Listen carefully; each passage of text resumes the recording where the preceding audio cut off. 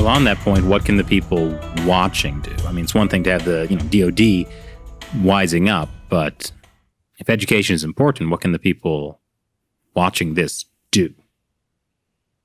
Get a copy of my book, Political Warfare, at Marine Corps University Press. Just download it. I'm the only Gershaneck who has a book there, so it's easy to Google it. Get a copy of the Center for Security Policy paper, Japan 2040, which was just published last week. It's not a light read. It's, I think, about 30 pages, something like that. It's about 13,000 words. So, you get a good cup of coffee in the morning and go through that, and then start talking about it and sending out those documents. And there more and more. There's great organizations. Your organization, of course, is essential to this war and us winning it. So, you all frontline heroes in that, Chris, Shelley, and Matt.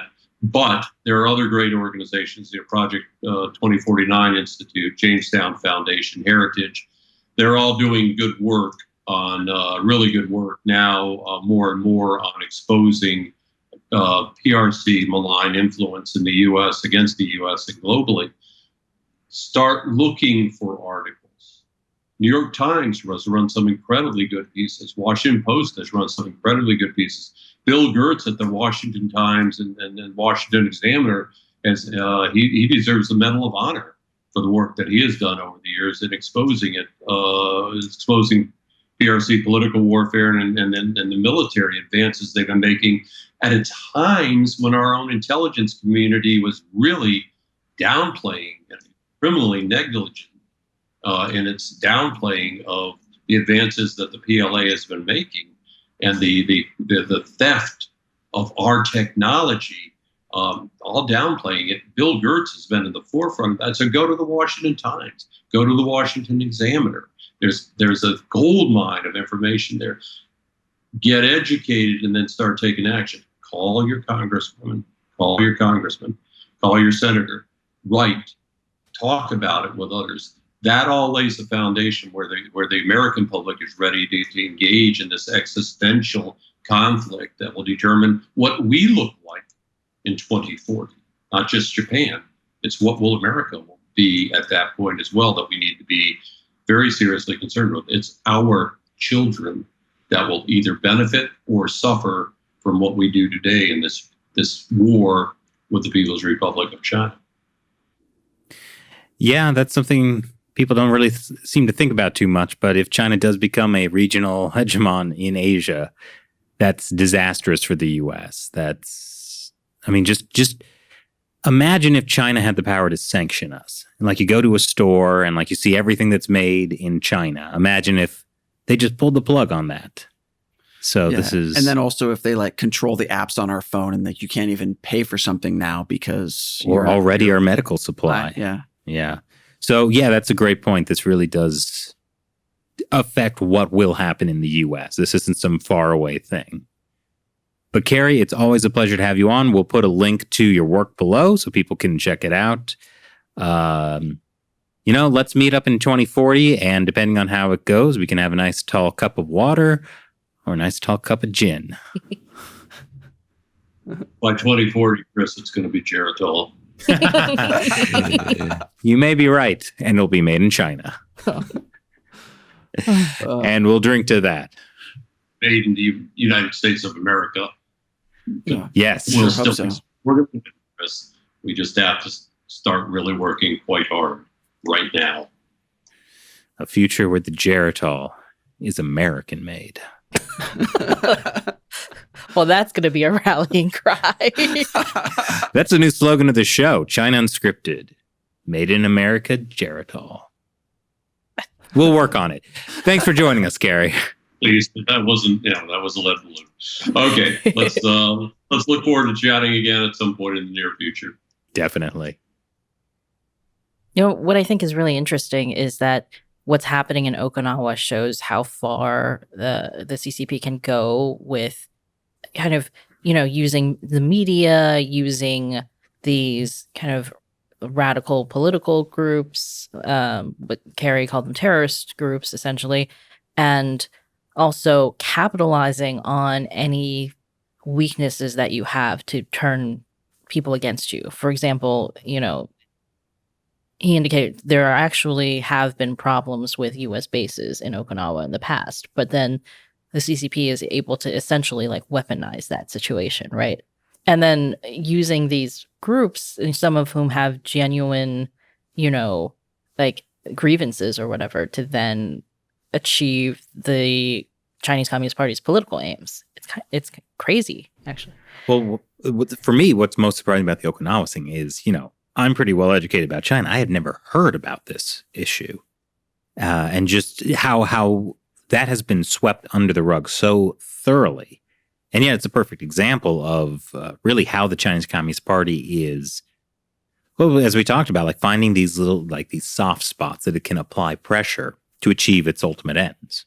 And I think, it is an awkward situation because the U.S. government feels like they can't say anything about it. And then the Japanese government also doesn't feel like they can say anything about it. Since when did America get a reputation for being polite and not being loud and obnoxious? That's true.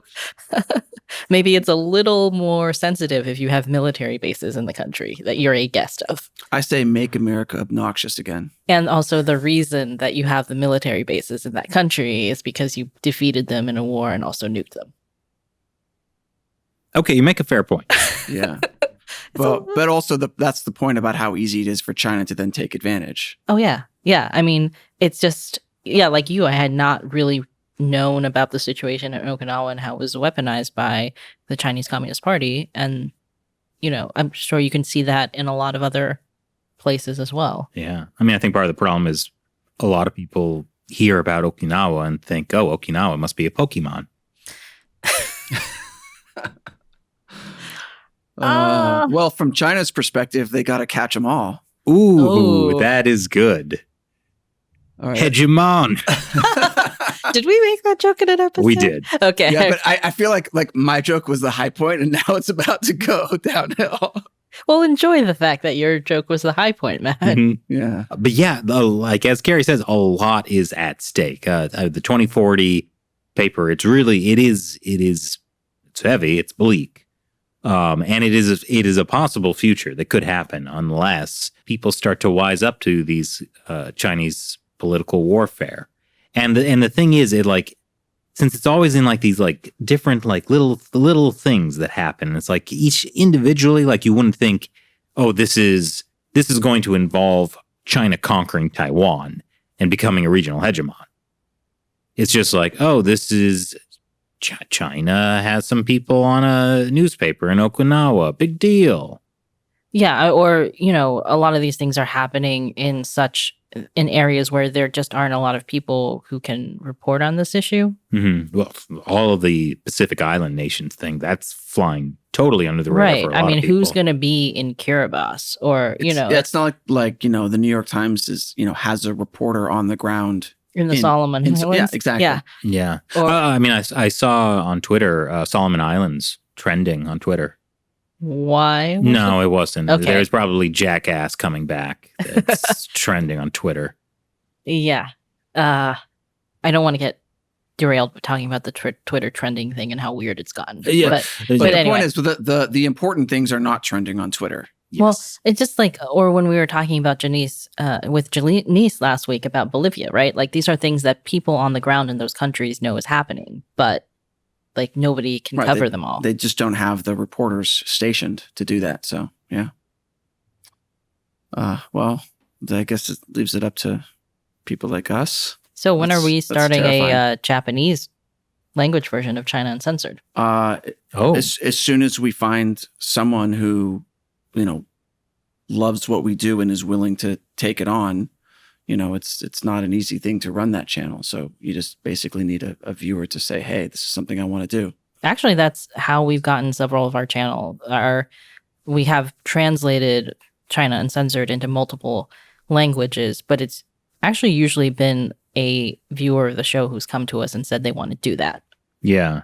So if you are a Japanese viewer of the show and can do the translation, reach out to us. Email us at chinauncensored@gmail.org. .com. gmail.com. I like the idea of a Japanese China Uncensored. I know we had one for a little bit. But yeah, that's a great idea.